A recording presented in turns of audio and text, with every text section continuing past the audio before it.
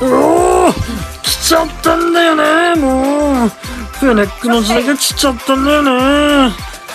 スワーの人だったんだよ。もうめちゃくちゃね盛り上がって、もう声がガラガラなんだよね。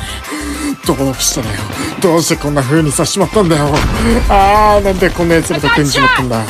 なんで雑魚なんだお前らは。変人だからできたこと。仲間通してくれた。大丈夫か。あと一人は倒してほしいな。でも無理だよね。君たち弱いから。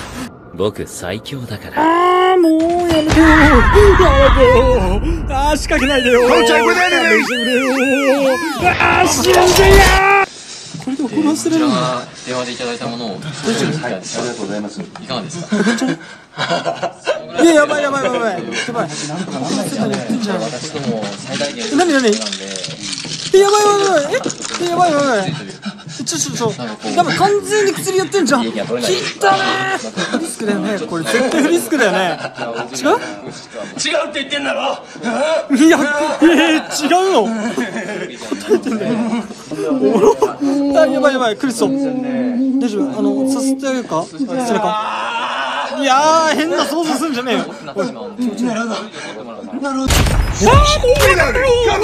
だろ。もう。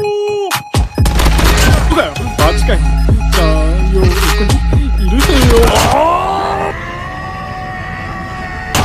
よ。もう LNA がやめて、はい、投げます。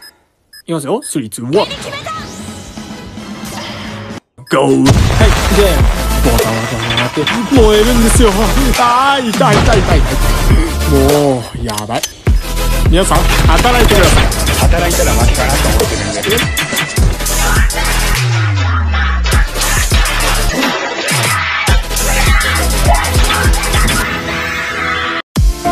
以上。